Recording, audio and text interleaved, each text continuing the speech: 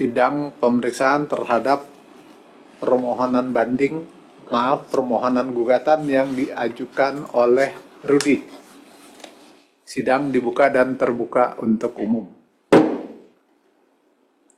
Silakan, tergugat, siapa yang mewakili? Terima kasih Yang Mulia, tergugat diwakili oleh Ibu Ira dan saya Sofa Yang Mulia. Ya, pemohon. Terima kasih Yang Mulia.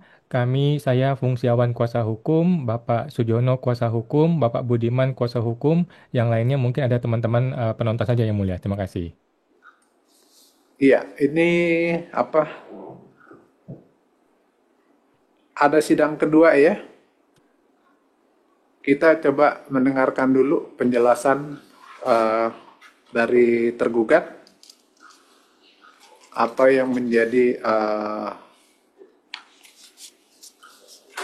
yang disengketakan dalam masalah ini. Silakan tergugat terlebih dahulu. Baik, terima kasih Yang Mulia untuk sidang kedua, yaitu penjelasan kami sampaikan penjelasan tertulis atas gugatan terhadap surat Kepala KPP Pratama Cengkareng S261 KPP 0506 2025 Yang Mulia. Pertama, bahwa surat yang diajukan gugatan adalah tanggapan tergugat kami secara formil Yang Mulia, bahwa surat yang diajukan gugatan adalah S261 KPP 0506 2025 tanggal 5 Mei 2025 adalah perihal tanggapan atas surat nomor 0416A garing KPRTN garing 2025. Tujuan surat S261 adalah kepada Saudara Fungsiawan, alamat apartemen Mediterania Palace C08 EK, Kebun Kosong, Kemayoran, Jakarta Pusat. Penandatangan surat adalah Kepala KPP Pertama Jakarta Cengkareng Pak Hadi Susilo. Bahwa berdasarkan penelitian kami atas surat nomor 0416A KPRTN 2025 yang dijawab oleh Pak Kepala KPP Jakarta Cengkareng adalah merupakan perihal keberatan administratif atas tindakan faktual berupa pelarangan menghadiri undangan pembahasan hasil akhir pemeriksaan tanggal 25 Maret 2025 dengan alasan melakukan perekaman. Tujuan surat kepada Kepala KPP Jakarta Cengkareng, Jalan Lingkar Luar Barat, Cengkareng Timur, Cengkareng, Jakarta Barat, penandatangan surat Saudara Fungsiawan dengan NPWP 09058276802700 dan juga ada NIK-nya Yang Mulia. Alamatnya apartemen Mediterania Palace C08 EK. Berdasarkan surat-surat tersebut, menurut kami diketahui bahwa tidak terdapat surat yang ditujukan kepada Rudi dengan NPWP 58519262041 dan beralamat di Perumahan Casa Cardin, Blok S3 nomor 7 RT 06 RW 09 Cengkareng, Jakarta Barat. Bahwa menurut kami terdapat perbedaan identitas dalam surat atau keputusan yang dijadikan dasar sebagai pengajuan gugatan dengan pihak pemohon atau penggugat yang terdaftar di Pengadilan Pajak dengan nomor sengketa 00450699/2025/PP, yaitu untuk tujuan surat S261 KPP 0506 2025 adalah Saudara Fungsiawan dengan alamat apartemen Mediterania Palace C08 EK, Kebun Kosong, Jakarta Pusat, sedangkan identitas yang terdaftar di Pengadilan Pajak adalah Rudi, Perumahan Casa Cardin, Blok 3 nomor 7 Cengkareng, Jakarta Barat. Bahwa menurut kami terdapat error in persona Yang Mulia, siapa pihak dari penggugat dalam hal ini. Kemudian juga surat tersebut menurut kami juga bukan keputusan sebagaimana pasal 1 angka 7 Undang-Undang Pengadilan Pajak disebutkan bahwa gugatan adalah upaya hukum yang dapat dilakukan oleh wajib pajak atau penanggung pajak terhadap pelaksanaan penagihan pajak terhadap putusan yang dapat diajukan gugatan berdasarkan peraturan perundang-undangan perpajakan yang berlaku. Sehingga dari dua dasar tersebut menurut kami bahwa adanya error in persona dan juga surat tersebut bukan keputusan, menurut kami gugatan tersebut sengketa akuo tidak dapat diterima yang mulia. Itu untuk formil yang mulia. Untuk yang kedua. Demikian yang mulia. Iya. Ke tergugat ya terkait dengan mempermasalahkan terkait dengan personal ya. Nah, kan S261 itu merupakan jawaban atas 0416A, betul ya tergugat? Betul. Nah, kalau menurut tergugat, S261 ini ditujukan kepada siapa? Maksud kami ditujukan kepada saudara fungsiawan yang mulia. Kepada saudara fungsiawan. Kemudian S0416A ini yang menandatangani siapa? Yang menandatangani adalah saudara fungsiawan. Benar, Fungsiawan yang mulia. Artinya ketika S261 ini diajukan gugatan ke pengadilan pajak, berarti kan menurut tergugat bahwa yang harusnya mengajukan gugatan adalah fungsiawan, bukannya Rudi kan? Demikian menurut kami, betul yang mulia. Artinya di sini tergugat mempermasalahkan terkait dengan legal standing daripada pengajuan gugatan untuk S261 karena menurut tergugat ini harusnya yang mengajukan justru fungsiawan berdasarkan Betul. surat yang diajukan di 0416. Seperti itu ya, tergugat. Ada lagi yang mau disampaikan tergugat terkait dengan formal? Cukup untuk formal yang mulia. Nah, terkait dengan formal ini, karena dipermasalahkan terkait dengan gugatan 261, di sidang kedua ini kan sudah dijelaskan. Artinya, tergugat mempermasalahkan terkait dengan legal standing pengajuan S261. Kepada penggugat sekarang. Penggugat artinya karena sudah ada diangkat oleh tergugat terkait dengan legal standing formal atas pengajuan ini menurut tergugat yang justru harus mengajukan adalah fungsiawan berdiri sendiri sebagai kuasa hukum. Nah, mungkin bisa ditanggapi sekarang atau mau dijawab secara tertulis, penggugat? Baik, mohon izin Yang Mulia, terima kasih kesempatannya. Jadi kalau kami lihat argumen tergugat ini justru akan berbalik arah menjadi bumerang bagi tergugat sendiri. Jadi tergugat menciptakan sebuah logika bahwa yang harusnya bikin gugatan adalah fungsiawan, tapi yang menggugat kok Rudi, sehingga salah, error. Nah, ini kan kenapa dia bilang error? Karena yang dilihat adalah substansinya dulu. Substansi dilihat dahulu sehingga error nih. Nah, argumen ini akan berbalik arah, bumerang kepada si tergugat. Sekarang tergugat, yang digugat adalah Direktur Jenderal Pajak.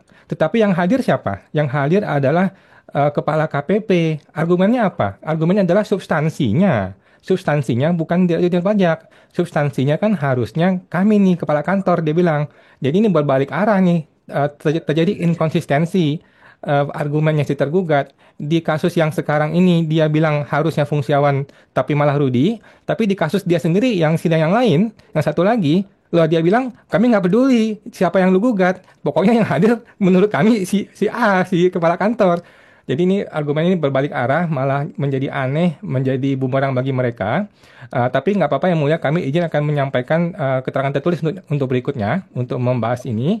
Tetapi kami akan menyampaikan juga bahwa mengenai ini, itu kan tadi sudah masuk ke objek sengketa. Sedangkan kami masih mempermasalahkan mengenai legal standing dari kuasa hukum tergugat. Kalau kita lihat, ini kan Rudi menggugat Direktur Jenderal Pajak, ya kan? Rudinya sudah sah nih, karena saya sudah dapat surat kuasa dari Rudi, ya kan? Mengenai objeknya itu nanti salah dan error sebagainya kan nanti sudah masuk ke objek sengketa. Tetapi sekarang legal standing tergugat sendiri nih yang masih kami permasalahkan. Mereka itu belum boleh bicara, belum bisa didengarkan pendapatnya karena legal standingnya belum sah. Yaitu apa? Yaitu surat kuasanya, bukan tergugat. Surat kuasanya itu adalah dari Kepala KPP kepada Muhammad Sofa dan kawan-kawan. Begitu Yang Mulia, pertama-tama mengenai legal standing dahulu nih, masih belum sah legal standing dari tergugat. Oke, artinya Pak Jadis mencatat ya bahwa di persidangan hari ini penggugat pun mempersoalkan terkait legal standing yang hadir di persidangan ya penggugat. Betul. Nah, tadi terkait dengan objek gugatan S261 juga tergugat itu mempersoalkan formal terkait pengajuan gugatan. Sudah dengarkan tadi ya. Nah, jadi di sini sebelum nanti ada penugasan untuk sidang berikutnya, Majelis mau menanyakan dulu terkait dengan S416A ini, penggugat. Ini terkait dengan apa dan yang menandatangani siapa? Penggugat. Baik, mohon izin Yang Mulia. Kami mungkin butuh waktu untuk membuka lagi, tapi seingat saya memang ditandatangani oleh fungsiawan, tetapi dalam rangka kasusnya Saudara Rudi, karena saya tidak punya urusan pribadi. Nah, ini Nah, yang dimintakan di S416A ini apa? Yang dimintakan di surat itu? Minta dikembalikan oleh tergugat. Kami mesti Majelis, mungkin saya bisa membantu Pak Wan, izin. Baik, silakan Pak. Oke, jadi begini, surat 261 ini adalah menangkapi surat keberatan dari Pak Awan yang mewakili Pak Rudi. Kenapa ini bisa digugat? Karena di dalam surat S261 di poin ketiga, KPP menyatakan melanjutkan pemeriksaan. Ya, mungkin nanti bisa dilihat di poin ketiga. Kepala KPP memerintahkan untuk melanjutkan pemeriksaan. Sementara waktu pemeriksaan itu sudah setahun lebih, sudah melampaui. Sehingga kami menggugat kewenangan melanjutkan pemeriksaan itu. Tidak ada lagi kewenangan kepala KPP untuk melanjutkan pemeriksaan. Makanya kami melakukan gugatan terhadap surat itu. Majelis kayak tergugat ya, benar disampaikan oleh penggugat terkait dengan S416 yang ditargetkan oleh fungsiawan kepada tergugat. Baik, Yang Mulia, menurut kami adalah surat 04146 KPRTN 2025 adalah kegiatan dari saudara fungsiawan ketika datang ke KPP Jakarta Cengkareng dalam rangka memenuhi undangan pembahasan akhir. Namun demikian dilarang karena melakukan live streaming YouTube, Yang Mulia. Jadi atas pelarangan tersebut kemudian saudara fungsiawan mengajukan surat tadi 04146 KPRTN 2005 perihal keberatan administratif atas pelarangan perekaman tersebut. Jadi surat 261 menjawab bahwa tidak dapat dilakukan perekaman ketika datang ke KPP dan pemeriksaan atas Rudi tetap dilanjutkan. Intinya demikian, Yang Mulia. Oke, Majelis sudah menangkap ya terkait dengan apa untuk yang berkas untuk sidang kedua S261. Jadi mungkin bisa dijelaskan di sidang berikutnya untuk penggugat itu silakan ditanggapi terkait dengan bahwa yang itu sebagai tidak memenuhi syarat formal mengajukan S261 ini. Karena yang memiliki standing justru fungsiawan, bukan Rudi sebagai wajib pajak. Nah, itu ya ditanggapi oleh penggugat di sidang berikutnya. Kemudian juga kepada tergugat, karena penggugat juga bersangkutan terkait dengan legal standing yang hadir di persidangan, silakan juga ditanggapi sesuai dengan aturan yang merasa bahwa yang hadir di persidangan itu memang berhak untuk mewakili tergugat. Nah, sebelum ke situ majelis mau nanya juga terkait dengan prinsipal yang menurut penggugat secara hukum menurut penggugat itu sebagai prinsipal dalam S261 ini siapa penggugat? Mohon izin, terima kasih Yang Mulia. Sebagai prinsipal tentu saja Rudi Yang Mulia, karena kasus ini adalah rangkaian dari kasusnya Rudi. Dan saya kan dapat surat kuasa oleh Rudi untuk membuat berbagai macam surat. Ya, salah satunya adalah surat tersebut, surat keberatan tersebut Yang Mulia. Terima kasih Yang Mulia. Ya. Perjelas lagi untuk yang digugat siapa penggugat? Oh, yang digugat adalah itu Jenderal Pajak Yang Mulia. Oke. Kalau menurut tergugat sebagai legal standing, sebagai prinsipal ya maksud majelis untuk S261 ini siapa dan ditujukan untuk siapa? Apakah sama dengan penggugat atau berbeda? Surat yang dijadikan dasar adalah surat Kepala KPP Jakarta Cengkareng Yang Mulia, yang sudah mendapatkan pelimpahan kewenangan sesuai 305 Yang Mulia. Ya. Jadi terkait dengan penugasan majelis untuk sidang kedua S261 sudah paham ya terkait dengan untuk penugasan di sidang berikutnya? Kami paham Yang Mulia. Dari tergugat? paham Yang Mulia. Mungkin majelis izin majelis tambahan dari saya, boleh? Silakan. Jadi gini, gugatan S261 memang ditujukan kepada DJP. Karena untuk tindakan fungsiawan secara pribadi itu fungsiawan sendiri sudah melakukan gugatan ke pengadilan negeri kepada DJP. Jadi di sini ada dua gugatan. Satu satu gugatan kepada DJP di mana Pak Fungsiawan mewakili Pak Rudi tidak diterima di kantor pajak. Dan gugatan kedua adalah gugatan ke pengadilan negeri, terutama kepada Pak Suryo Utomo. Dan sampai sekarang kan masih proses sidang di pengadilan negeri. Mungkin tanggal 18 ini akan ada mediasi. Begitu, majelis. Terima kasih. Ini ya, jadi para pihak ini kan yang jadi sengketa surat pemberitahuan nomor S261 dan seterusnya tentang tanggapan atas surat nomor 046116A. Betul ya? Ya, nanti dua-duanya dua belah pihak sampaikanlah dua surat itu ya. Ya. Jadi karena ini tanggapan atas surat nomor 416A, surat nomor 416A itu siapa yang mengajukan, terus yang pemberitahuannya itu pada siapa, ya kan nggak mungkin kan kalau ayah mengajukan pemberitahuannya kepada si B ya, jadi harus sinkron gitu ya, jadi ya masing-masing pihak seperti itu ya, sampaikan ya argumennya itu ya, supaya jelas siapa yang personanya ya, itu aja. Satu lagi tadi terkait dengan untuk penggugat, selain menyampaikan terkait dengan yang tadi saya sampaikan menyangkut formal juga langsung ditanggapi terkait dengan masalah bahwa S261 itu bukan sebagai keputusan. Jadi ada dua ya, ada dua apa yang harus disampaikan di sidang berikutnya. Menanggapi atau terkait dengan bahwa itu bukan suatu keputusan.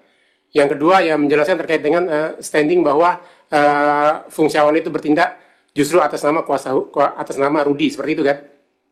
Baik, baik Yang Mulia.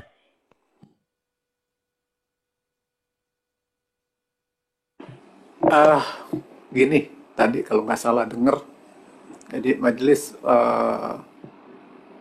akan ada pertanyaan dari Pak Hakim Sulaiman. Jadi yang digugat siapa ini? Kan gitu. Tadi penggugat menyatakan Dirjen Pajak, kan gitu. Nah, ini coba minta diulangi, tergugat, menurut tergugat siapa? Yang digugat nih, sama penggugat.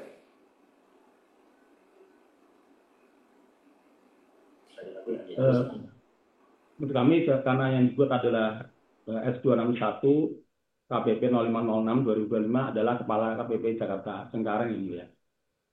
Nah, iya ini kan sudah berbeda nih. Gimana titik temunya nih? Ya kan? Coba.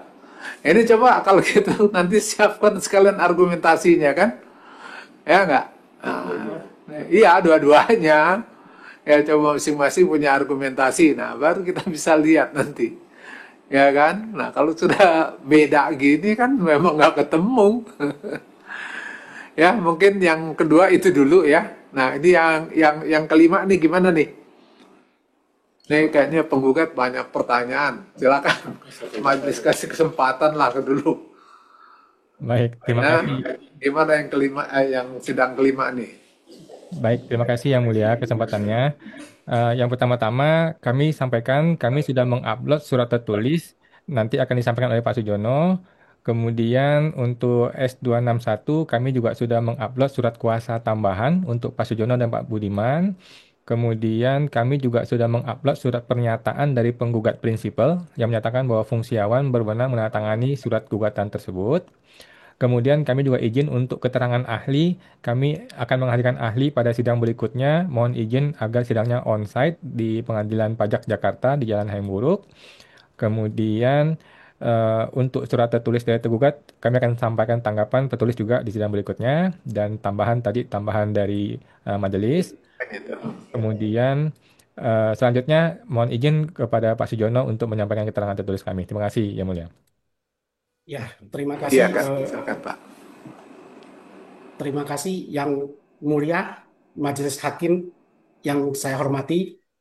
Pertama-tama kami penggugat mengucapkan terima kasih karena sampai sidang hari ini kami menilai Majelis Hakim 20B ini bersikap imparsial. Jadi kami sangat bersyukur diberikan suatu keadilan seperti itu sehingga kami tidak perlu mencari keadilan itu sampai ke jalanan. Jadi terima kasih sekali lagi kepada majelis dan sebelum saya memberikan komentar kepada materi, izinkan saya 2 menit untuk menyampaikan beberapa hal sehubungan kejadian yang melanda bangsa kita hari-hari ini belakangan ini. Pertama-tama saya mengucapkan duka cita yang mendalam atas meninggalnya saudara-saudara kami dalam demonstrasi kemarin. Semoga keluarga yang ditinggalkan diberikan kekuatan. Dan kedua, kami juga turut prihatin atas peristiwa penjarahan rumah kediaman pejabat publik, khususnya kediaman Ibu Menteri Keuangan, Ibu Sri Mulyani Indrawati. Dan yang ketiga, Ibu Menteri dalam keterangannya menyamakan kehilangan sebuah lukisan bunga dengan hilangnya rasa aman, kepastian hukum, dan rasa perikemanusiaan yang adil dan beradab di Indonesia. Namun yang mulia, disinilah letak persoalannya. Menurut hemat kami, seorang menteri yang memimpin institusi sebesar Kementerian Keuangan tidak tepat menyampaikan keluar demikian, seolah-olah dirinya adalah korban ketidakpastian hukum. Karena justru di bawah kepemimpinan beliau, instansi yang beliau pimpin kerap sekali menjadi sumber ketidakpastian hukum dan pelakuan yang bertentangan dengan rasa peri kemanusiaan yang adil dan beradab. Contohnya, contohnya hari ini hadir di ruangan sidang ini, pejabat bawahan beliau berani menyatakan bahwa jika tidak ada ketentuan yang mengatur, maka boleh dilakukan. Padahal yang mulia, prinsip hukum administrasi pemerintahan sangat jelas. Bagi pejabat pemerintahan, segala tindakan dilarang kecuali diperintahkan oleh peraturan perundang-undangan. Itu namanya asas legalitas. Jadi pejabat itu bertindak harus berdasarkan hukum, berdasarkan asas legalitas. Bukan dengan alasan kami ini tidak diatur oleh undang-undang, maka kami boleh melakukan. Yang boleh berkata seperti itu adalah kami sebagai rakyat jelata. Kami rakyat jelata berhak mengatakan segala sesuatu kalau boleh kami lakukan kecuali dilarang oleh undang-undang.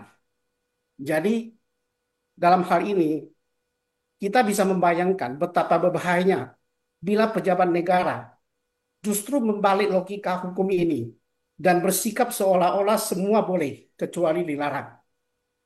Itu bukan sikap pejabat yang tunduk pada hukum, melainkan sikap mental preman. Jadi apa bedanya pejabat dengan preman? Kalau semua boleh dilakukan tanpa diperintahkan oleh undang-undang. Dan ini membahayakan kepastian hukum dan merusak rasa keperi kemanusiaan yang adil dan beradab. Mengapa penggugat hadir di sini dan kami tetap memperjuangkan asas legalitas, menolak tindakan pejabat yang bertindak di luar kewenangan, dan memastikan bahwa kepastian hukum serta peri kemanusiaan yang adil dan beradab tidak hanya menjadi retorika, tetapi nyata diterapkan dalam tindakan pejabat publik. Demikian kami sampaikan sebelum kami masuk ke dalam materi untuk mengerjakan PR yang disampaikan oleh majelis. Kami akan mulai, mungkin bisa ditampilkan di layar supaya kita semua bisa mencermati dari halaman 8, Pak Awan, mohon dibantu. Kemarin dari majelis memberikan kepada kami tugas dalil untuk memperkuat gugatan kami dan dalil menyatakan SSK itu tidak berlaku. Ini sekarang kami akan membacakan argumentasi hukum mengapa penggugat menggugat Ditjen Pajak bukan Kepala KPP. A. Ya, salah satu alasan pertama adalah hak konstitusional penggugat menuntutkan pihak tergugat. Pasal 28B ayat 1 Undang-Undang Dasar 1945, setiap orang berhak atas pengakuan, jaminan, perlindungan, dan kepastian hukum yang adil serta perlakuan yang sama di hadapan hukum. Oleh karena itu, siapa yang digugat adalah bagian dari strategi hukum penggugat, bukan sesuatu yang dapat diatur sepihak oleh DJP. B. Pasal 1 Angka 2 Undang-Undang Pengadilan Pajak. Definisi pajak berwenang. Definisi pejabat yang berwenang. Pasal 1 Angka 1 Undang-Undang Pengadilan Pajak menyatakan pejabat yang berwenang adalah Direktur Jenderal Pajak. Oleh karena itu, DJP dan struktur DJP pejabat tertinggi yang memenuhi definisi ini adalah Direktur Jenderal Pajak. Kepala KPP hanya memperoleh kewenangan melalui delegasi dari Ditjen Pajak, sehingga pejabat yang berwenang secara atribusi tetaplah Ditjen Pajak. Berikutnya,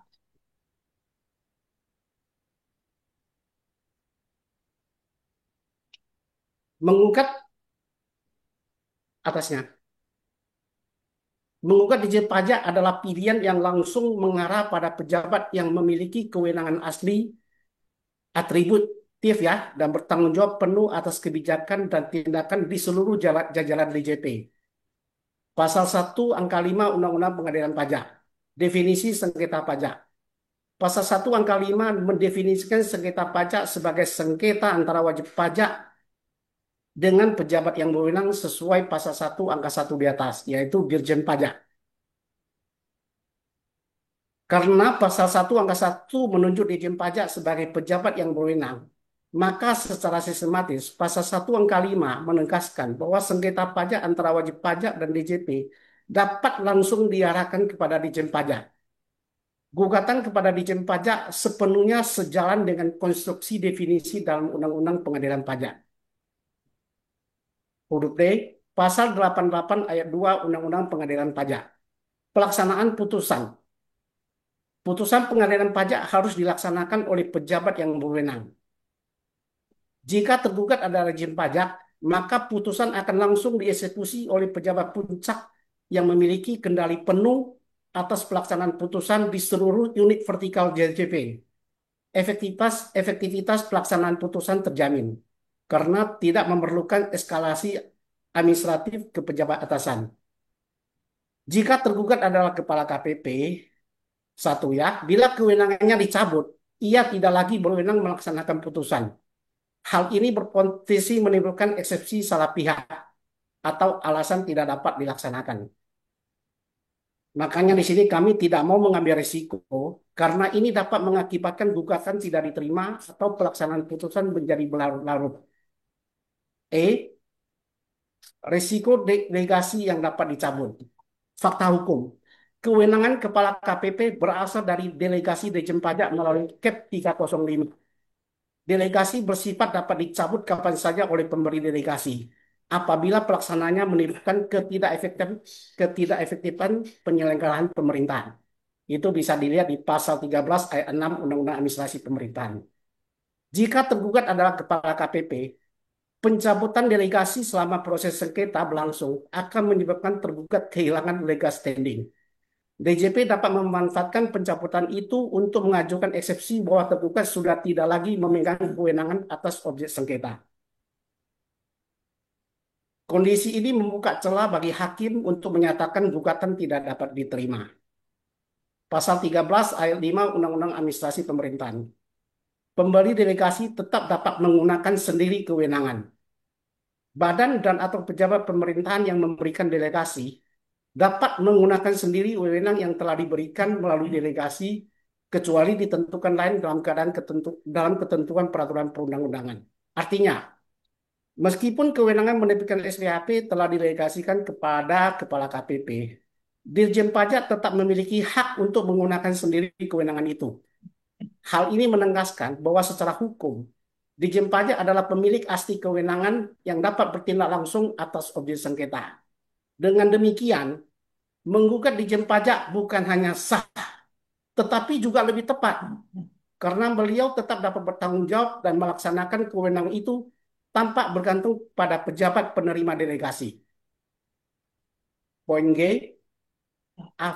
aspek efektivitas dan koreksi sistematik. Menggugat Ditjen Pajak memastikan bahwa putusan mengikat seluruh jajaran DJP secara nasional, bukan hanya KPP tertentu. Koreksi prosedur akan bersifat sistemik, bukan parsial.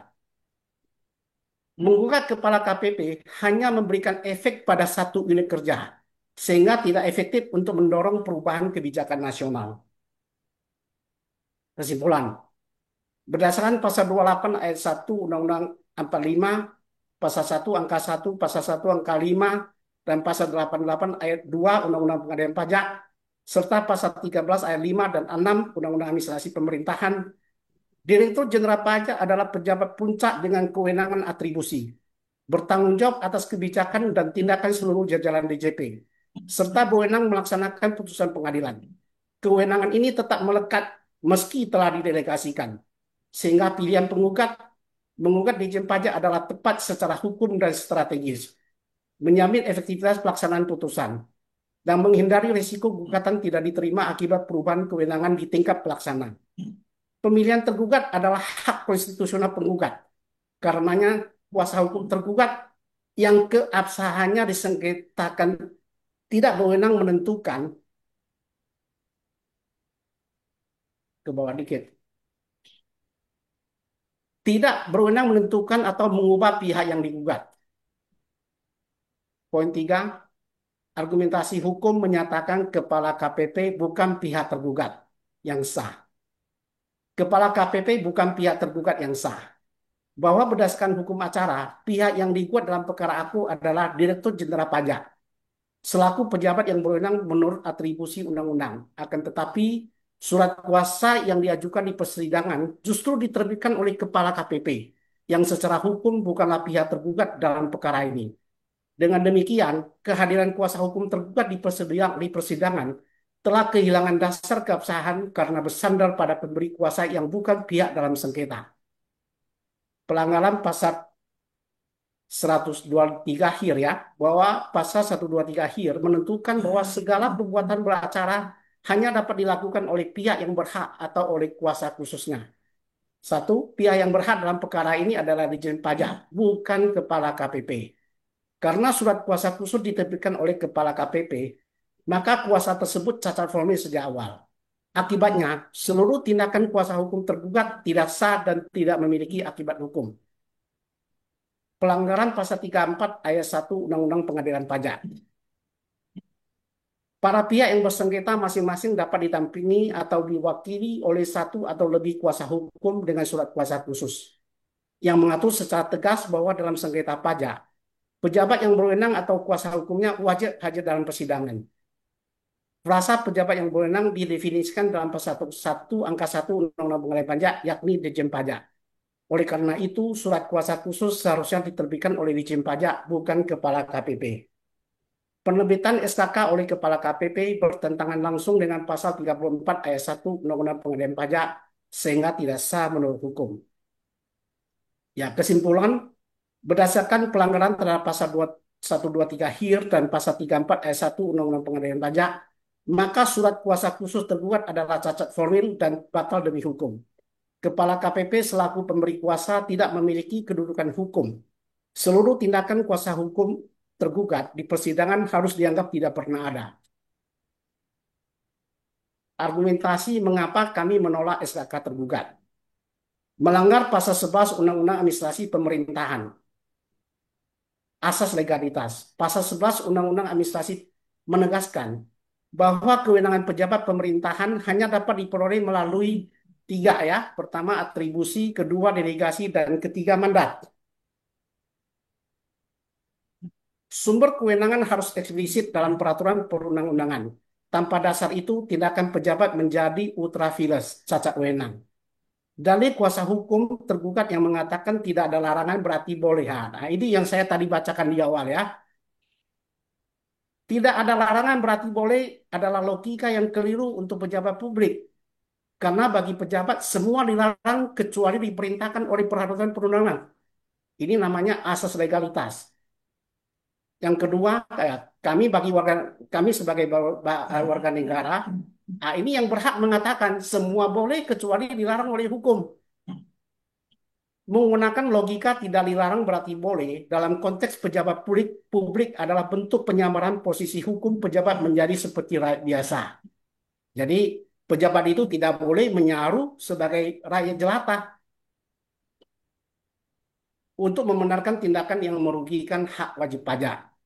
Akibatnya pemberian SKK oleh Kepala KPP kepada Kepala Kanwil bertentangan dengan asas legalitas dan berimplikasi pada pelanggaran HAM karena mengganggu hak wajib pajak atas prosedur hukum yang sah. Melanggar pasal 13 ayat 1 Undang-Undang Administrasi Pemerintahan. Delegasi harus berdasarkan peraturan perundang-undangan. Pasal 13 ayat 1, pendelegasian kewenangan ditetapkan berdasarkan ketentuan peraturan perundang-undangan. Kuasa hukum tergugat menunjuk Cap 305 sebagai dasar kewenangan Kepala KPP menerbitkan SPHP. Fakta hukumnya, Cap 305 ini hanya memberi kewenangan delegasi untuk menerbitkan SPHP, bukan kewenangan membuat menerbitkan SKK untuk litigasi. Tidak ada satu ketentuan pun dalam Cap 305 yang memberi hak kepada KPP untuk menunjuk kepada Kanwil sebagai kuasa hukum dalam proses peradilan. Prinsipnya pejabat hanya boleh melakukan apa yang diperintahkan oleh hukum, bukan sekedar mengisi kekosongan dengan interpretasi sendiri. C. Melanggar pasal 13 ayat 3 dan 4 Undang-Undang Administrasi Pemerintahan. Larangan subdelegasi tanpa dasar. Kewenangan yang didelegasikan kepada pejabat pemerintahan tidak dapat didelegasikan lebih lanjut, kecuali ditentukan lain dalam peraturan perundang-undangan. Pertanyaan, apa dasar hukum Kepala KPP dapat mensubdelegasikan kewenangan litigasi kepada Kepala Kanwil? Jawabannya tidak ada dasar hukumnya sama sekali. Pasal 13 ayat 4 memperketat. Harus dituangkan dalam peraturan sebelum dilaksanakan. Poin 2, harus dalam lingkungan pemerintahan yang sama. Poin ketiga, paling banyak diberikan kepada pejabat satu tingkat di bawahnya, bukan naik ke atas seperti Kepala Kanwil. Ya, minggu lalu Anda mengatakan tidak ada aturan bawahan boleh memberikan kuasa kepada atasan. Nah, ini dia di Undang-Undang Administrasi Pemerintahan ini diatur. Delegasi itu dari atas ke bawah, bukan dari bawah ke atas. Dan harus diatur dalam peraturan perundang-undangan. Kepala KPP bukan atasan dari Kepala Kanwil. Sehingga subdelegasi ini melanggar struktur organisasi dan tidak sah. Karena syarat subdelegasi ini tidak terpenuhi, maka SKK tersebut tidak hanya cacat formil, tetapi juga cacat material. Sehingga harus dianggap tidak pernah ada secara hukum. Poin D, melanggar pasal 52 Undang-Undang Administrasi Pemerintahan. Syarat sah tindakan pejabat. Pasal 52 ayat 1 Undang-Undang AP, keputusan atau tindakan pejabat sah jika memenuhi 1, ditentukan oleh pejabat yang berwenang, 2, sesuai prosedur, 3, sesuai substansi. SKK Kepala KPP kepada Kepala Kanwil tidak memenuhi syarat pertama, pejabat yang berwenang, dan kedua, prosedur. Ya, karena Kepala KPP bukan pejabat yang berwenang dan juga melanggar prosedur. Dari bawah ke atas itu melanggar prosedur. Undang-Undang AP memerintahkan itu harus dari atas ke bawah dan itu hanya boleh berlaku satu tingkat ke bawah. Konsekuensinya SKK tersebut batal demi hukum dan segala tindakan hukum yang lahir darinya tidak sah. Oke, sebelum membahas saya akan menyampaikan kepada tergugat. Di dalam Cap 305, apakah Undang-Undang AP ini diakui? Anda lihat di dalam poin konsideran ya, konsideran angka ketujuh. Undang-Undang CAP ini cantolannya adalah Undang-Undang Administrasi Pemerintahan. Jadi CAP ini dibuat dengan berpedoman kepada Undang-Undang AP. sebaiknya nanti pihak tergugat boleh mempelajari bagaimana KIP itu dibuat. Berikutnya PMK 164 yang menjadi dasar dari pihak tergugat perlu kami sampaikan di sini. Pasal 2 PMK 164 ini jelas-jelas mengatakan bahwa PMK ini hanya berlaku untuk mengatur tata naskah dinas di lingkungan Kemenkyu. Jadi tidak tepat kalau PMK ini dibawa ke dalam pengadilan. Karena pengadilan ini kan sudah ada aturannya, yaitu Undang-Undang Pengadilan Pajak sudah ada. Jadi PMK ini adalah undang-undang yang berlaku khusus internal aja. Coba Anda nanti lihat lagi di pasal 2 PMK 164 ya. Jadi sifatnya ini internal administratif, bukan hukum acara peradilan. PMK 164 tidak dapat menggantikan syarat sah SKK menurut pasal 344 pasal 34 Undang-Undang Pengadilan Pajak. Berikutnya kesimpulan aja, langsung kesimpulan. SKK dari Kepala KPP kepada Kepala Kanwil cacat wewenang. Cacat ini memenuhi unsur perbuatan melawan hukum menurut doktrin Onisma 3 Overhesdat. 1. Bertentangan dengan peraturan perundang-undangan. Kedua, bertentangan dengan asas umum pemerintahan yang baik. Dan yang ketiga, merugikan pihak lain, pihak penggugat ini, terutama dalam hal ini. Yang keempat, ada hubungan kausal antara tindakan dan kerugian. Cacat surat kuasa khusus ini merupakan dalil utama sekaligus dalil formil yang mengakibatkan kehadiran kuasa hukum tergugat tidak sah dan harus dikesampingkan serta diperlakukan seolah-olah tergugat tidak pernah hadir secara sah di persidangan. Berdasarkan seluruh uraian argumentasi hukum di atas, penggugat dengan hormat memohon agar majelis hakim berkenan menilai dan menetapkan bahwa 1. Menyatakan bahwa pilihan penggugat menggugat Direktur Jenderal Pajak adalah sah dan tepat menurut hukum. 2. Menyatakan bahwa Kepala KPP Pratama Cengkareng Jakarta bukan pihak tergugat yang sah secara hukum. Yang ketiga, menyatakan bahwa surat kuasa khusus yang diterbitkan oleh Kepala KPP kepada Kepala Kanwil cacat wewenang dan harus dikesampingkan. Sehingga kehadiran kuasa hukum tergugat dalam persidangan ini dinyatakan tidak sah. Yang keempat, menyatakan bahwa seluruh jawaban, eksepsi maupun alat bukti yang diajukan oleh kuasa hukum tergugat tidak mempunyai nilai pembuktian dan oleh karenanya proses persidangan wajib dilanjutkan seolah-olah tergugat tidak menggunakan hak pembelaannya secara sah. Lalu sebelumnya kami ada diberi 2 tugas. Ini kan tugas memperkuat dalil. Lalu tugas kedua adalah memberikan contoh kasus. Ada nggak contoh kasusnya? Mungkin di bagian bawah. Majelis Hakim kemarin meminta kami membuat contoh kasus. Sehingga ini kan lebih konkret, bisa dipahami.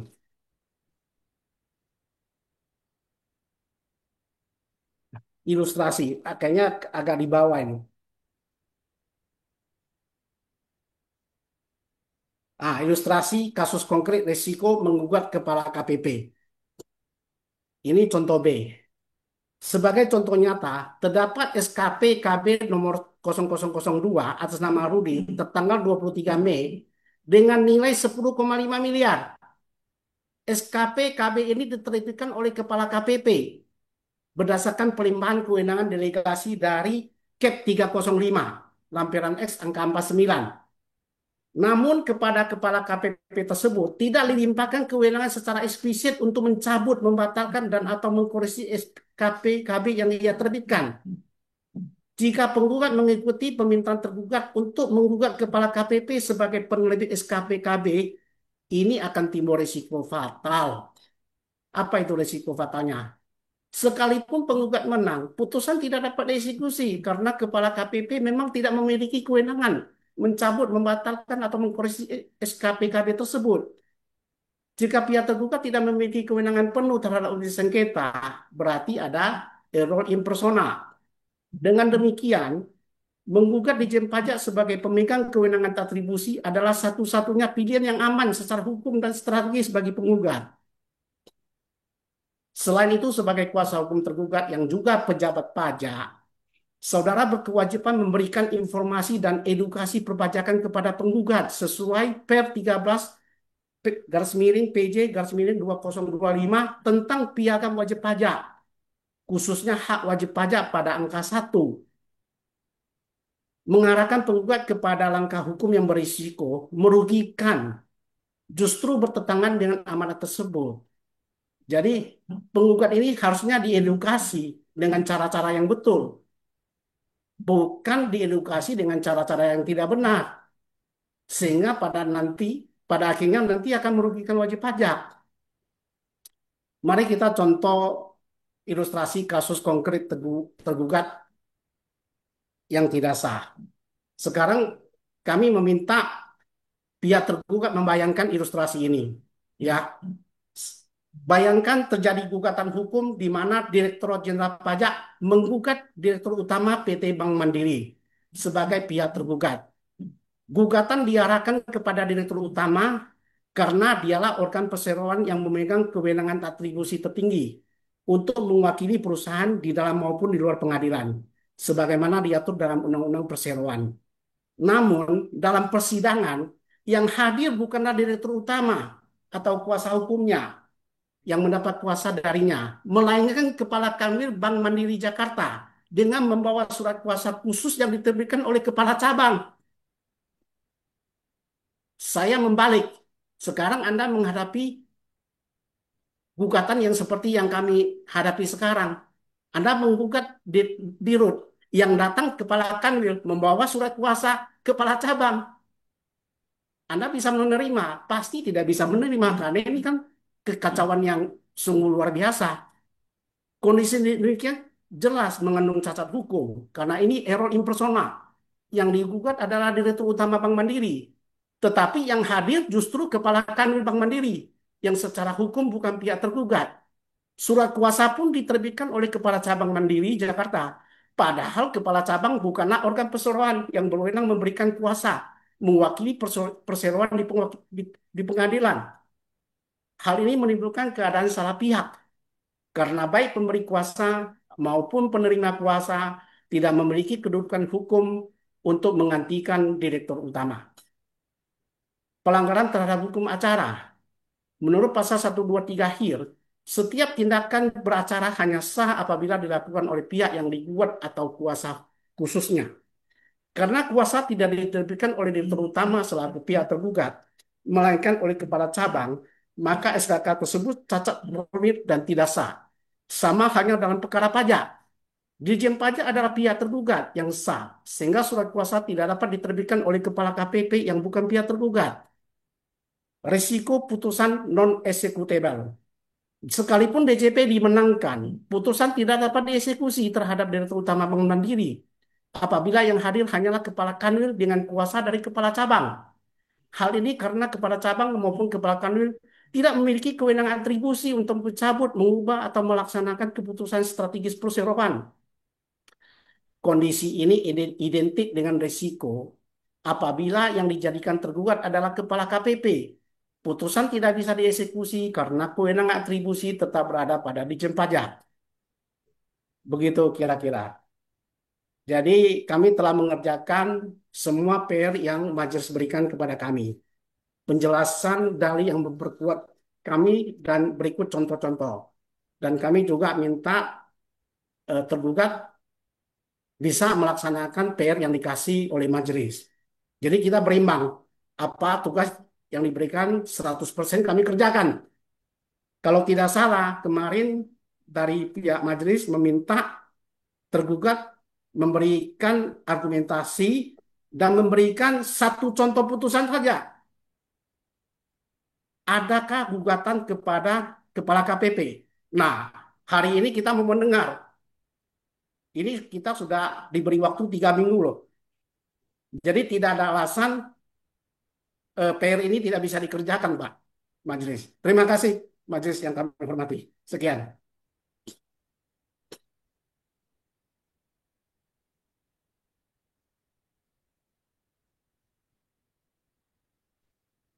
Majelis masih ke mute.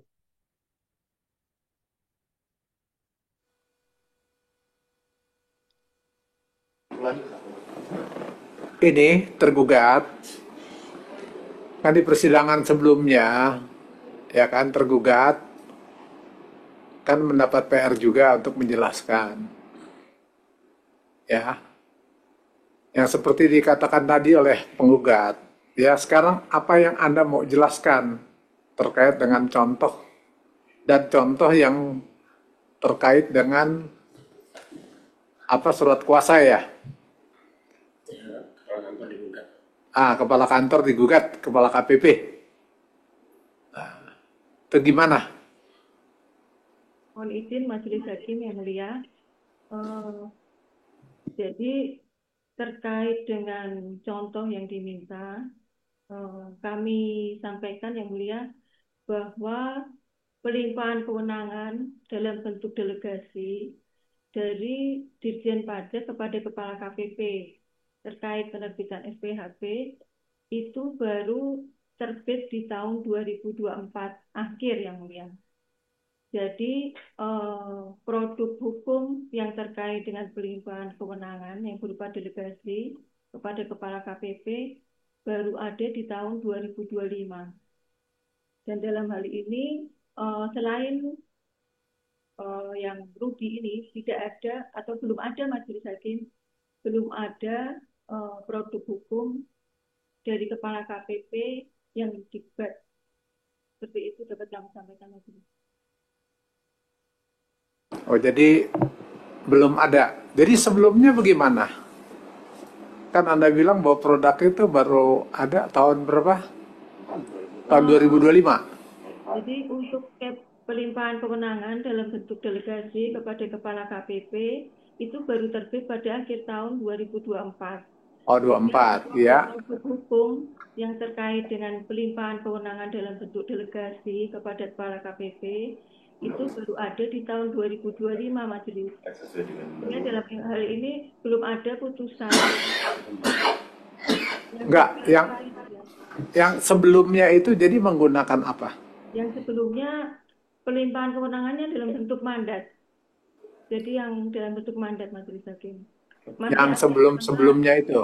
Ya, yang sebelum Cap 305 ini adalah Cap 206 dan itu pelimpahan kewenangannya dalam bentuk mandat.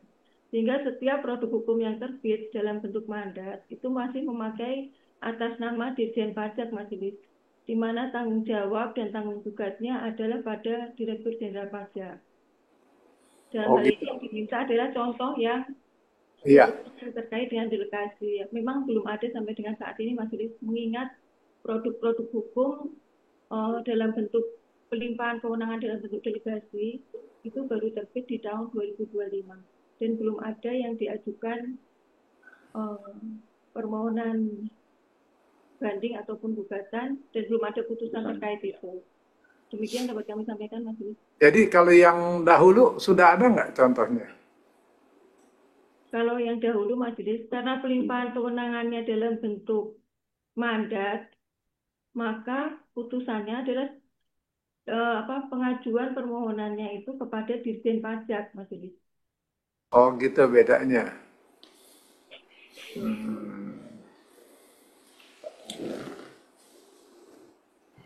Penggugat tadi telah menjelaskan secara panjang lebar ya terkait dengan kasus hari ini. Singkat aja penggugat mungkin bisa disampaikan untuk bisa memastikan majelis. Nah, artinya penggugat mengakui ya bahwa di administrasi pemerintahan itu ada yang namanya atribusi, mandat, dan delegasi ya sebagai pelimpahan wewenang. Betul ya mulia. Oke. Untuk case aku ini menurut penggugat apa ini skemanya yang digunakan oleh tergugat? Menurut kami adalah delegasi yang cacat yang mulia. Oke, yang cacat. Oke. Yang seharusnya menandatangani SPHP siapa menurut penggugat? Yang seharusnya menandatangani SPHP? Ya. Yang seharusnya menandatangani SPHP adalah Direktur Jenderal Pajak yang mulia. Oke. Terus terkait dengan apa? Itu terkait dengan objek ya. Nah, sekarang majelis mau menanyakan terkait dengan kewenangan yang hadir di persidangan. Nah, menurut penggugat kan yang seharusnya mewakili di persidangan itu siapa menurut penggugat? Terima kasih yang mulia. Yang seharusnya mewakili adalah anak buah dari Yang pertama adalah prinsipal, yaitu Direktur Jenderal Pajak. Yang kedua adalah Direktur Jenderal Pajak memberikan surat kuasa khusus kepada anak buahnya. Anak buahnya ya siapa saja, tinggal dia atur di internal yang mulia. Enggak, diperjelas saja terkait dengan yang disampaikan oleh penggugat. Menurut penggugat itu anak buah itu siapa, terkait dengan sengketa aku.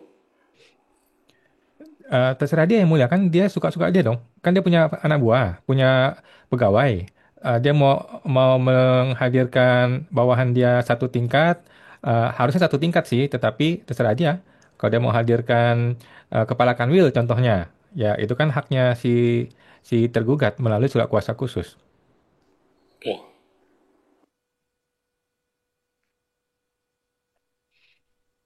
Jadi itu kan juga sudah panjang lebar tadi ya, yang dijelaskan oleh penggugat.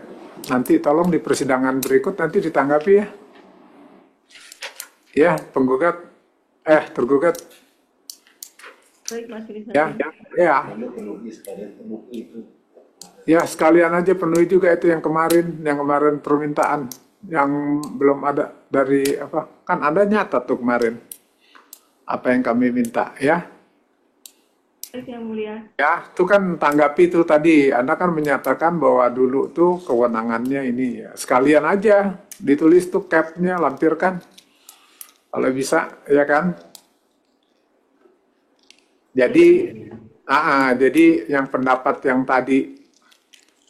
tadi udah diuraikan panjang lebar itu, bahwa terkait dengan sahnya tidak gugatannya itu, ya, dan sahnya juga termasuk tadi banyak tuh isinya, termasuk kehadiran Anda di sini penunjukannya, itu juga tadi udah dijelaskan panjang lebar menurut versi penggugat, ya. Nanti tinggal Anda tanggapi, silakan saja, ya. Ya tentunya ada dasarnya gitu ya. Jangan menurut kebiasaan lah begitu ya. Coba majelis juga kepingin lihat dari sisi benernya seperti apa gitu ya. Coba. Mulia. Oh iya, gini penggugat kan mau menghadirkan ahli, ya. Betul yang mulia. Ini terkait apa? Terkait spesifik mengenai legal standing surat kuasa khusus yang mulia. Oh itu legal standing kuasa khusus. Betul yang mulia. Ya. Yang berarti gini kali ya, bagaimana tuh surat kuasa khusus baik dari terbanding maupun pemohon banding kali ya, atau pihak tergugat maupun penggugat kali ya. Betul yang Gitu mulia. Spesifiknya tergugatnya mulia. Iya, spesifiknya tergugat ya.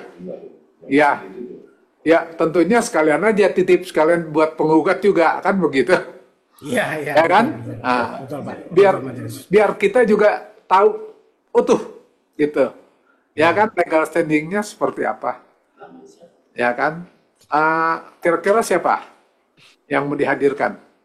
Kami masih akan mencari yang mulia. Mohon izin, kan ini tanggal 25 September ya. Ya, Kami masih akan mencari yang mulia. 18, sorry. 18 ini kan gugatan. Mohon izin yang mulia, tanggal 18 saya ada sidang yang lain di pengadilan negeri. Oh iya sudah kalau gitu. Ya. Cuman begini, ini kan jatuh temponya ini tanggal 9 bulan 10. Ya. Ya. 9 bulan 10 ya masih bisa. Ya. Anda Pengajuan kuasanya jangan mendadak, harus nunggu sebelumnya sehingga. Iya, nanti pengajuannya nanti kalau bisa ya secepatnya lah ya. Nanti ya siapa yang ini. Jadi kita juga bersiap tentunya dengan temanya. Nah, ini juga penting ya menurut majelis ya untuk penggugat juga, untuk tergugat ya. Ya, untuk berkas yang ini ya. Atau untuk keseluruhan berkas nih. Jadi kalau memang ini ditanggalkan, kita minggu depan tanggal 11 September ada sidang yang mulia. Sidang pertama untuk SKPKB. Nah, dan kami melihat kemungkinan akan sama kejadiannya di mana tergugat mungkin akan pakai surat kuasa yang sama. Jadi kalau memang begitu, maka tanggal 25 kami akan langsung bikin ahli ini untuk 3 sengketa, 3 surat kuasanya yang mulia. Kan sejenis yang mulia. Oh gitu. Ya, nanti kita akan satukan dulu itu yang apa sidang SKP KB-nya ya. Iya, yang mulia. Ya, nggak bisa masuk. Coba ya.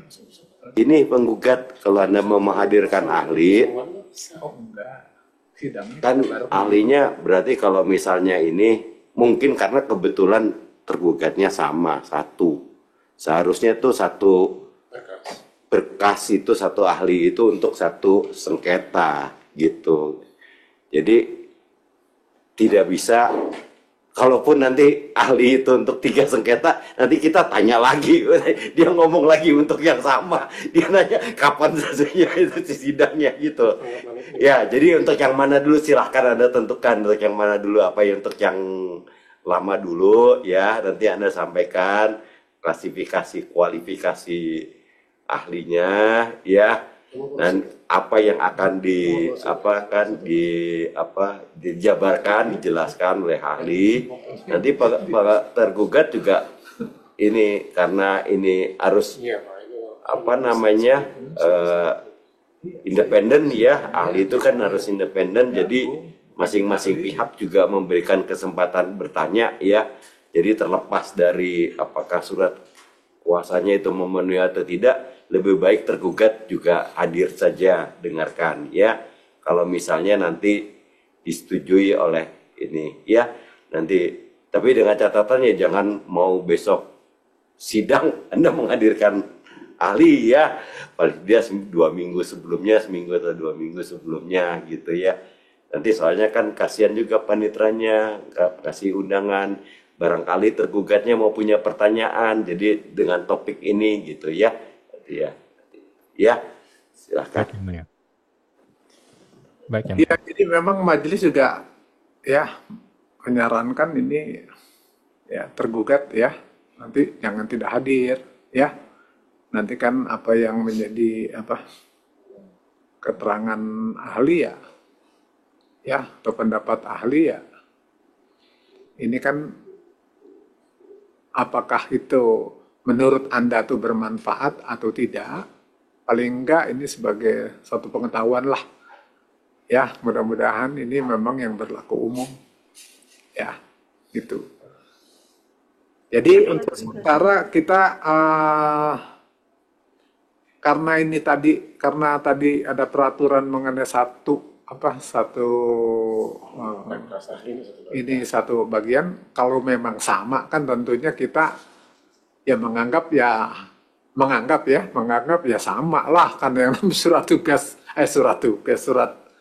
kuasa khusus ini kan sama berarti ya, dengan menghadirkan sekali saksi yang enggak mentang-mentang 3 masalah kita mau satu ya. Kalau untuk hal yang sama kan ya mubazir juga ya kan. Jadi seperti gitu ya. Jadi mungkin sidang kita lanjutkan itu ya. Coba. 18 tapi nggak bisa ini tanggal 25 ya. Tanggal 25 ya. Baik, yang Ya. mulia.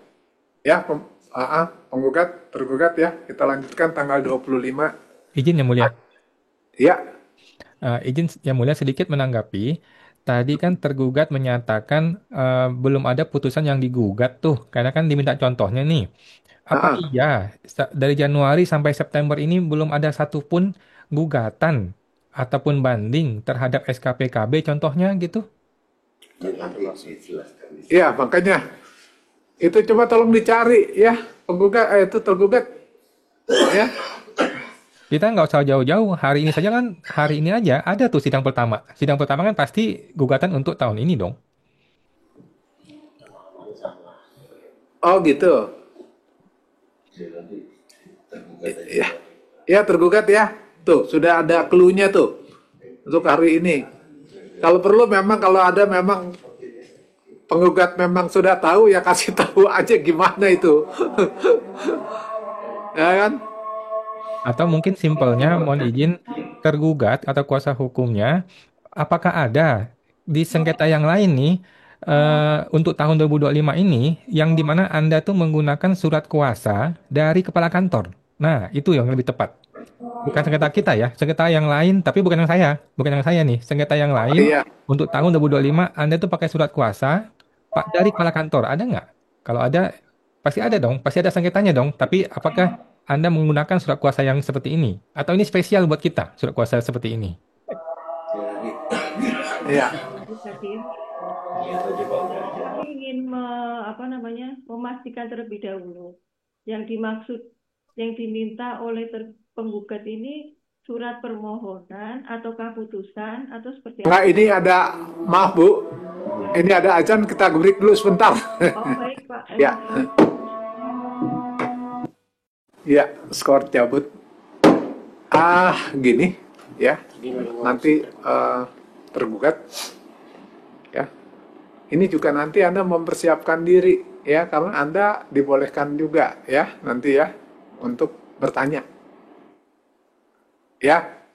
Jadi kan Anda mempersiapkan diri untuk menggali apa yang menurut Anda tuh, ya, mumpung didatangkan ahli, ya.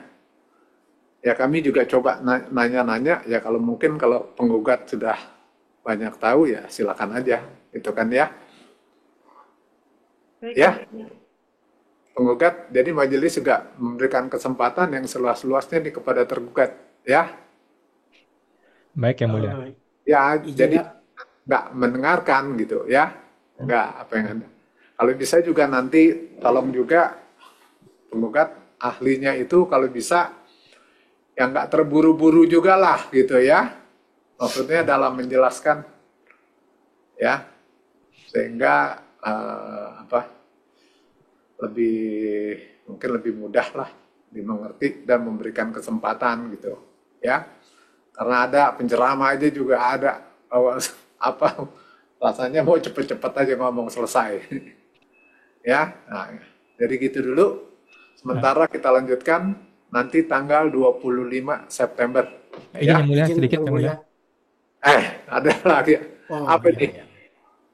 Izin yang mulia, tadi kan tergugat masih minta penjelasan tuh yang saya minta. Jadi maksudnya gini tadi tuh, di tahun 2025 ini sudah menjelang September, ini kan banyak sengketa, banyak gugatan maupun banding. Di antara itu, termasuk sidang hari ini deh, sidang hari ini aja itu ada satu namanya PT Univenus, tadi sidang pertama.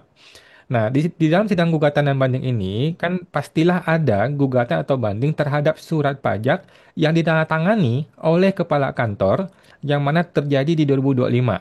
Nggak mungkin nggak ada dong, pasti ada. Bukti tadi tuh kan PT Univenus itu sidang pertama. Kalau sidang pertama artinya sengketa yang digugat itu adalah surat tahun 2025. Nah, maksud kami tuh minta contohnya. Satu aja, surat kuasa dari tergugat di sengketa yang lain ya, bukan sengketa yang saya kuasa hukumnya. Gugatan atau banding yang mana Anda itu menerbitkan surat kuasa khusus di mana pemberi kuasanya adalah kepala KPP. Jangan-jangan ini spesial buat kami gitu loh.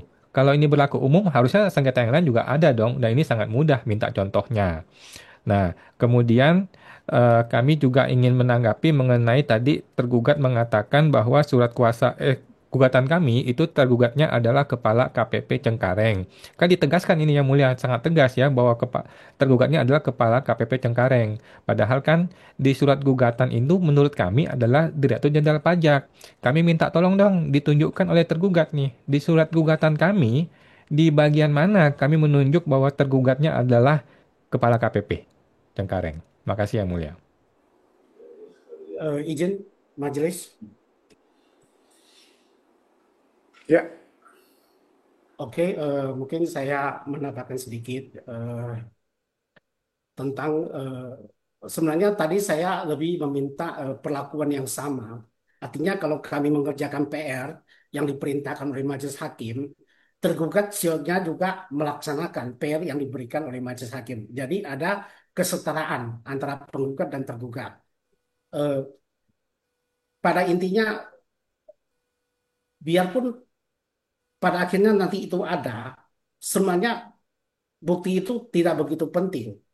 Tetapi PR itu kan harus dikerjakan.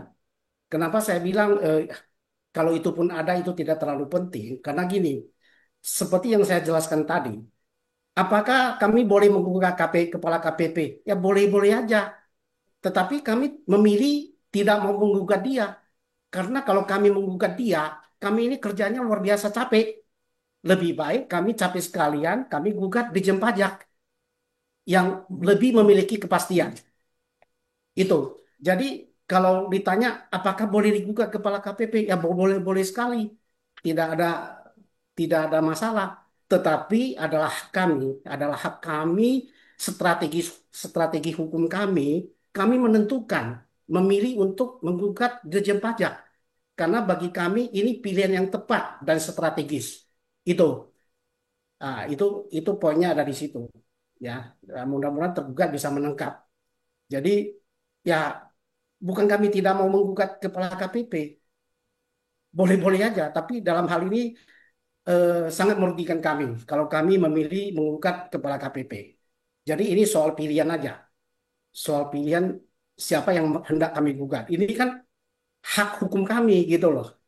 Nah, ini mudah-mudahan bisa dipahami oleh tergugat sehingga kita tidak lagi berdebat di soal itu. Ya, kami sudah memilih menggugat Ditjen Pajak. Ya sudah, itu hak kami.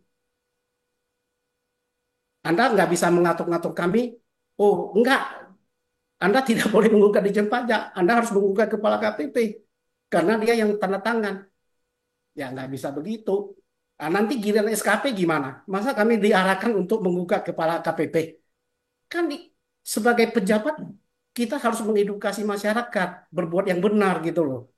Bukan menjerumuskan masyarakat. Mengarahkan dia ke hal-hal yang bisa merugikan.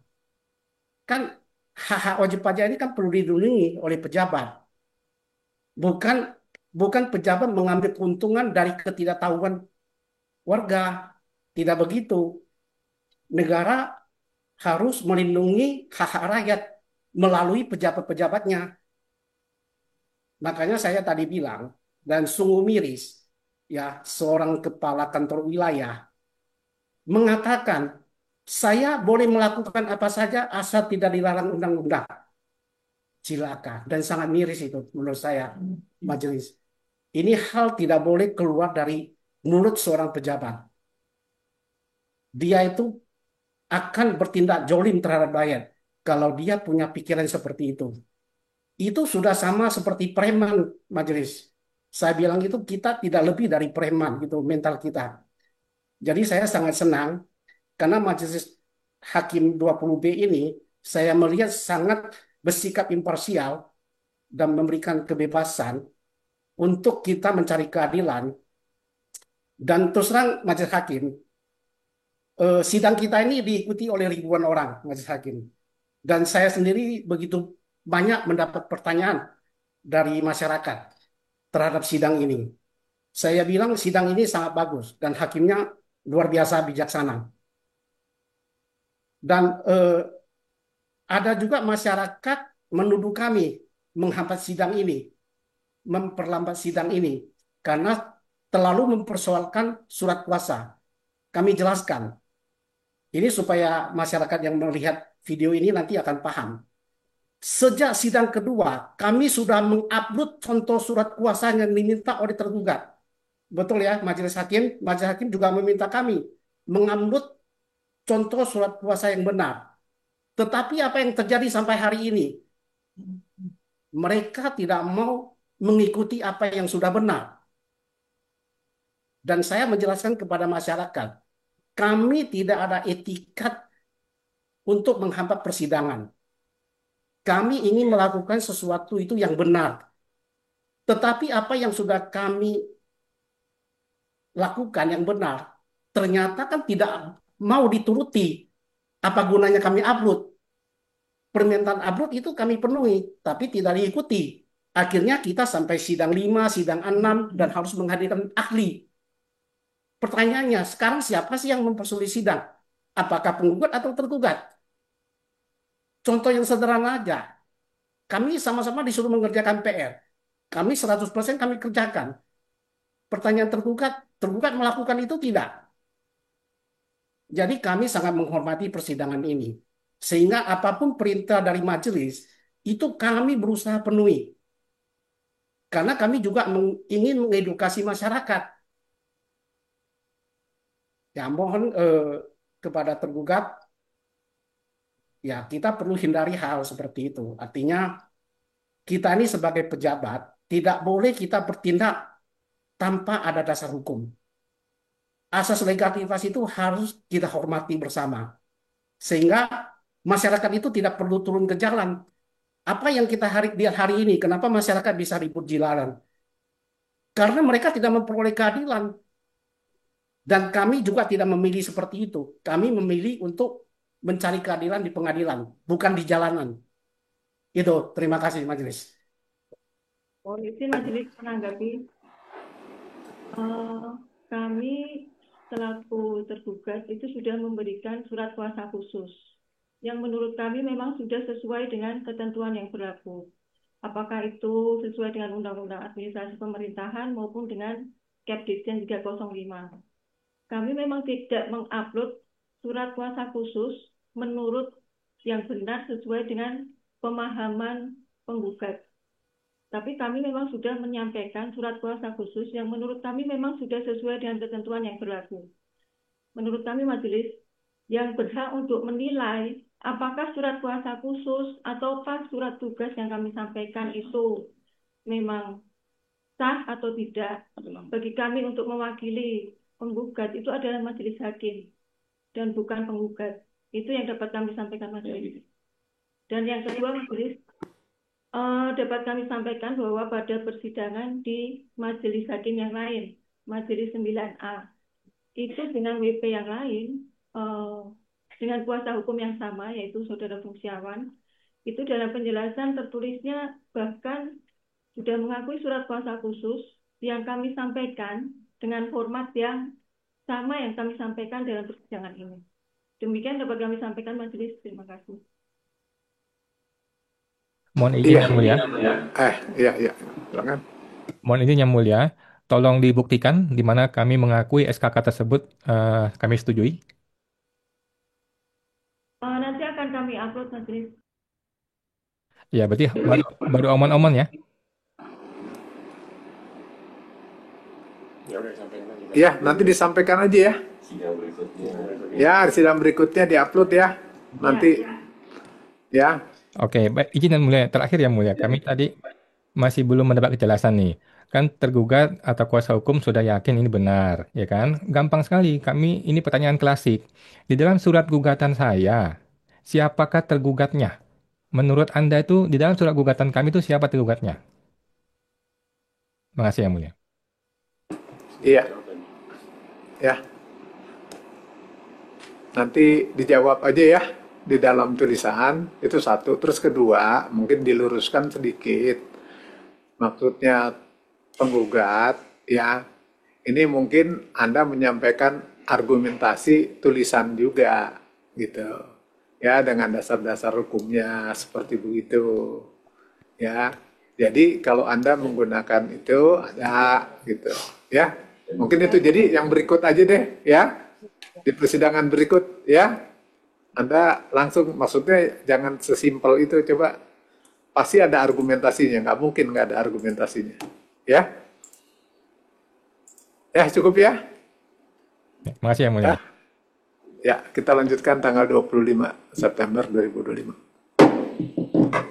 Terima kasih Ya, yang mulia. dengan berakhirnya pemeriksaan terhadap gugatan yang diajukan oleh Rudi dan dengan mengucapkan syukur pada Tuhan Yang Maha Esa, sidang hari ini tanggal 4 September 2025 majelis nyatakan ditutup. Terima kasih yang mulia. Ya. Terima kasih yang mulia. Terima kasih yang mulia.